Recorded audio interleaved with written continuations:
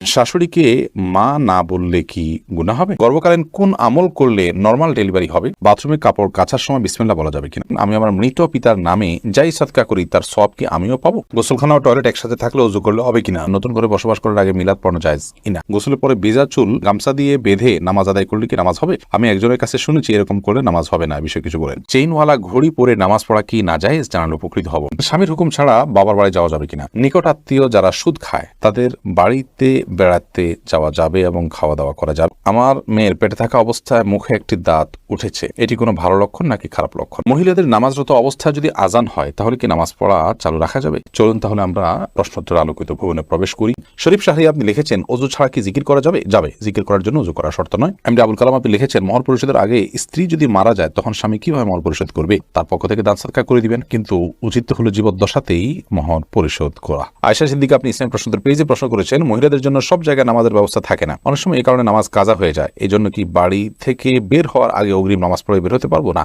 অগ্রিম বের নামাজ পড়ার কোনো সুযোগ নেই, নামাজ ওয়াক্ত মতো পড়তে হবে। ইন্নাস সালাতা কানাত আলাল মুমিনিনা কিতাবাম মাওকুতা, নিশ্চয়ই নামাজ ইমানদারদের জন্য নির্দিষ্ট সময় পড়াটা আবশ্যক করা হয়েছে, বিধায় সময় মতো আপনাকে নামাজ পড়তে হবে। বাড়ি থেকে বের হওয়ার আগে আপনাকে অগ্রিম নামাজ পড়ার কোনো সুযোগ নেই। তবে হ্যাঁ, যেখানে যাচ্ছেন সেখানে নামাজের ব্যবস্থা যদি না থাকে আপনি ব্যবস্থা করে নেবেন, প্রয়োজনে রাস্তার এক পাশে দাঁড়িয়ে যাবেন, কোন একটা ফাঁক ফোকর আপনি দাঁড়িয়ে যাবেন, কিন্তু আপনাকে অবশ্যই নামাজ পড়তে হবে সময় মতো। এরপরে মার্জিয়া শেলি আপনি লিখেছেন, নিকট আত্মীয় যারা সুদ খায় তাদের বাড়িতে বেড়াতে যাওয়া যাবে এবং খাওয়া দাওয়া করা যাবে। নিকটাত্মীয় যারা সুদের সাথে জড়িত তারা তো হারামের সাথে লিপ্ত, আল্লাহ তাআলা মাফ করুন। এই সুদের সাথে জড়িত হলে, হারামের সাথে যদি লিপ্ত থাকে, তাদের উপার্জন শুধুই হারাম হয়, তাহলে সেক্ষেত্রে তাদের বাড়িতে যেতে পারেন, কিন্তু তাদের খাওয়া দাওয়াটাকে কৌশল আপনি অ্যাভয়েড করবেন। আর যদি তাদের অন্য হালাল উপার্জন থাকে তাহলে সেক্ষেত্রে হালাল উপার্জন পরিমাণ বেশি থাকলে আপনি সেখানে খেতে পারেন। আর যদি হারাম উপার্জন পরিমাণ বেশি থাকে, হালাল উপার্জন পরিমাণ কম থাকে, তাহলে খাবেন না। আর যদি তিনি সুনির্দিষ্ট করে হালাল উপার্জন থেকেই দিয়েছেন আপনি জানেন, তাহলে সেক্ষেত্রে সেটা অবশ্যই খেতে পারেন। সাবির ইয়াসমিন জানাত আপনি লিখেছেন, স্বামীর হুকুম ছাড়া বাবার বাড়ি যাওয়া যাবে কিনা? আপনি যেহেতু স্বামীর সংসারে থাকেন, অতএব তার সুবিধা অসুবিধা, তার প্রয়োজন ইত্যাদি বিষয় থাকতে পারে, সেই কারণে তাকে আপনি বলে যাবেন। কিন্তু স্বামী আপনাকে আপনার বাবার বাড়ি যাওয়া থেকে বঞ্চিত করে রাখবেন, যেতে দিবেন না, আটকে রাখবেন এবং তার খেয়াল খুশি মতো সে আপনাকে আপনার বাবা মার সাথে সাক্ষাৎ করা থেকে বিরত রাখবেন, সে অধিকার কিন্তু তার নাই। সেটা যদি তিনি করেন তাহলে তিনি অন্যায় করছেন। তবে হ্যাঁ, অবশ্যই আপনি চেইন অফ কমান্ড, একটি ফ্যামিলির পারস্পরিক যে বোঝাপড়া, সেটা যেন ভালো তো একজন আপনি বলে যাবেন, এবং এই বলে যাওয়ার মধ্যে ভদ্রতা, এই বলে যাওয়ার মধ্যে নিজেদের বোঝাপড়া যে আছে সেটির প্রমাণ হয়, বিধায় এটাকে দোষণীয় মনে করা যে আমি তাহলে কি বন্দী হয়ে গেলাম, এরকমটি মনে করার কোনো কারণ নেই। এরপরে কাজী ফাতেমা আপনি লিখেছেন, মহিলাদের নামাজরত অবস্থায় যদি আজান হয় তাহলে কি নামাজ পড়া চালু রাখা যাবে? যাবে, কোনো অসুবিধা নেই। আজান হওয়া হলে নামাজ বন্ধ করে ফেলতে হবে, কোনো কথা নেই। আপনি নামাজ পড়ছেন, ইতিমধ্যে আজান শুরু হয়ে গেছে, আজান মুয়াজ্জিন সাহেব দিতে থাকুক, এদিকে আপনার নামাজ আপনি কন্টিনিউ করতে থাকেন, কোনো সমস্যা নেই। এরপর জেসমিন আক্তার আপনি লিখেছেন, গোসলখানা ও টয়লেট একসাথে থাকলে অজু করলে হবে কিনা? বাসা যদি গোসলখানা এবং টয়লেট একসাথে থাকে সেক্ষেত্রে ভেতরে অজু করলে অজু হয়ে যাবে, কিন্তু উত্তম হলো কমোড এবং টিপের মাঝে কোনো পার্টিশন না থাকলে, আড়াল না থাকলে সেক্ষেত্রে বাইরে অজু করবেন, এটা হলো উত্তম। কিন্তু যদি ভিতরে অজু করেন তাতে অজু হয়ে যাবে, কোনো অসুবিধা নেই ইনশাআল্লাহ। রোজা ইসলাম রানী আপনি লিখেছেন, নতুন করে বসবাস করার আগে মিলাদ পড়ানো জায়েজ কিনা? নতুন করে বসবাস করার আগে কোনো মিলাদ পড়াবেন না, এরকম কোনো নির্দেশ কোনো হাদিস আমাদেরকে দেয়নি। আপনি নতুন ঘরে ওঠার সময় বিসমিল্লাহ বলে আল্লাহর নাম নিয়ে উঠে যাবেন, এর জন্য আলাদা কোনো আনুষ্ঠানিকতা আপনাকে করতে হবে, কোনো বাধ্যবাধকতা নয়। হ্যাঁ, আশপাশের লোকজন বা এলাকার মানুষ কিংবা আত্মীয় স্বজনকে ডেকে আপনি দাওয়াত খাওয়াতে চান আপনার খুশি একটা উপলক্ষে, সেটা সম্পূর্ণ আপনার ব্যাপার, শরীয়তের কোনো বিশেষ নির্দেশ নাই। আর এর জন্য মিলাদের আয়োজন করতে হবে কোনো নির্দেশ ইসলাম আমাদেরকে করেনি। শিরিনা বেগম আপনি লিখেছেন, পুরুষের কি রূপার আংটি পড়তে পারবে? জি, পুরুষের রূপার আংটি পড়তে পারবে এবং এটি বিভিন্ন বর্ণনা দ্বারা সাব্যস্ত হয়েছে। এরপরে নুসরাত মাহি আপনি লিখেছেন, আমি আমার মৃত পিতার নামে যাই সাদকা করি তার সওয়াব কি আমিও পাবো? আপনার মৃত পিতার নামে যে সাদকা আপনি করবেন, আশা করা যায় আল্লাহ রাব্বুল আলামিন আপনাকেও এক্সট্রা হিসাবে তার সাদকার সওয়াব দিবেন, কারণ আপনি যেহেতু পরিশ্রম করেছেন, আপনি যেহেতু কষ্ট করেছেন, আল্লাহ রাব্বুল আলামিন সেজন্য আপনাকে বঞ্চিত করবেন না। কারণ আল্লাহ রাব্বুল আলামিন কাউকে তার পরিশ্রমকে পণ্ড বা ব্যর্থ হতে দেন না, যতক্ষণ পর্যন্ত সেটি আল্লাহ সন্তোষের জন্য হবে এবং সঠিক নিয়মে হবে। এমনি ফরাদ হোসেন আপনি লিখেছেন, বাথরুমে কাপড় কাচার সময় বিসমিল্লাহ বলা যাবে কিনা? বাথরুমে কাপড় কাচার সময় বিসমিল্লাহ বলবেন, বিশেষ করে যখন কমোডের সাথে আপনার ওই জায়গার পার্টিশন থাকবে।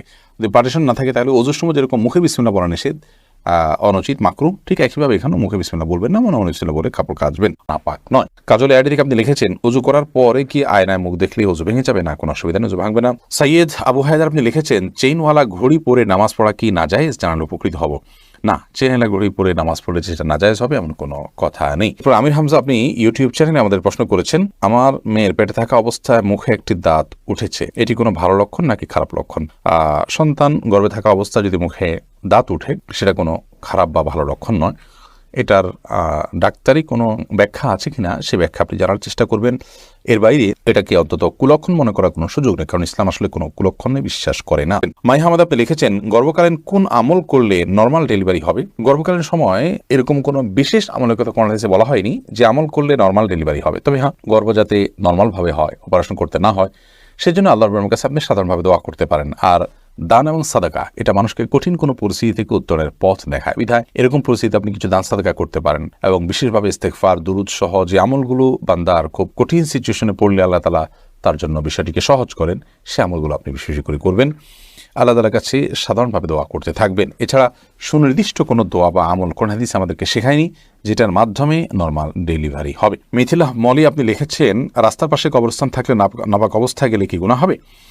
রাস্তার পাশে যদি কবরস্থান থাকে তাহলে সেই কবরস্থানে আপনি নাপাক অবস্থায়, অর্থাৎ আপনার ওযু নাই অবস্থা আপনি প্রবেশ করলেন, কোনো অসুবিধা নেই, আপনি জিয়ারত করতে পারেন। কবর জিয়ারত করার জন্য যে আপনাকে ওযু অবস্থা থাকতে হবে এরকম কোনো বাধ্যবাধকতা নেই। এক নিমিষে আইডি থেকে আপনি লিখেছেন, মেয়েদের পায়ে কি স্বর্ণের নূপুর পরা যাবে? যাবে, কোনো অসুবিধা নেই। মেয়েরা স্বর্ণ বা রূপা যে কোনোটি পড়তে পারে। তো সেক্ষেত্রে স্বর্ণের নূপুর পড়বেন না রূপার নূপুর পড়বেন সেটা আপনার বিষয়। স্বর্ণ এবং রূপা এটা শরীরের কোনো অঙ্গ প্রত্যঙ্গে পড়তে নিষেধ এমন কোনো কথা নেই। বিধায় মেয়েরা মাথায়, হাতে, কানে যেরকম স্বর্ণ পড়তে পারেন ঠিক একভাবে পায়ে নূপুর হিসাবে স্বর্ণ ব্যবহার করতে পারেন, কোনো অসুবিধা নেই। জারিফা জান্নাত, আপনি দেখেছেন, গোসলের পরে ভেজা চুল গামছা দিয়ে বেঁধে নামাজ আদায় করলে কি নামাজ হবে? আমি একজনের কাছে শুনেছি এরকম করলে নামাজ হবে না, বিষয় কিছু বলেন না, এরকম করে নামাজ হবে না এমন কোনো কথা নেই। আপনি একজন নারী হিসেবে আপনার পুরো শরীর আপনাকে ঢেকে নামাজ পড়তে হবে, শুধুমাত্র মুখমণ্ডল এবং দুই হাতের কবজি আপনি খোলা রাখবেন। এর বাইরে অন্য কোনো শর্ত নেই। আপনি গামছা দিয়ে ঢাকেন বা গামছা দিয়ে বেঁধে তার উপর দিয়ে অন্য একটা কাপড় দিয়ে ঢাকেন, কোনো অসুবিধা নেই। আইরিন সুলতানা মাহি, আপনি লিখেছেন, টেপে অজু করলে নিচে বালতি থাকে, ফলে অজুর পানি বালতিতে পড়ে, সে পানি কি টয়লেটের কমোডে ঢালা যাবে? ঢালা যাবে, কোনো অসুবিধা নেই।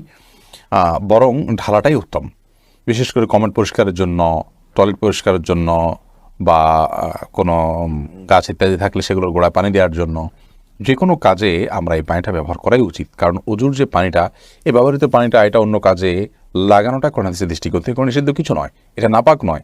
আর এটা আমরা হয়তো এটার মাধ্যমে পবিত্রতা অর্জন করতে পারবো না, কিন্তু অন্য যে কোনো কাজে আমরা ব্যবহার করতে পারবো। ধরুন কমোড পরিষ্কার করা কিংবা বাথরুমের ভেতরের অংশ পরিষ্কার করার জন্য পানি ঢালতে পারি, কোনো অসুবিধা নেই, কারণ এই পানিটা নাপাক নয়। এরপরে কবির হোসেন, আপনি লিখেছেন, শাশুড়িকে মা না বললে কি গুনাহ হবে যদি তিনি কষ্ট পান?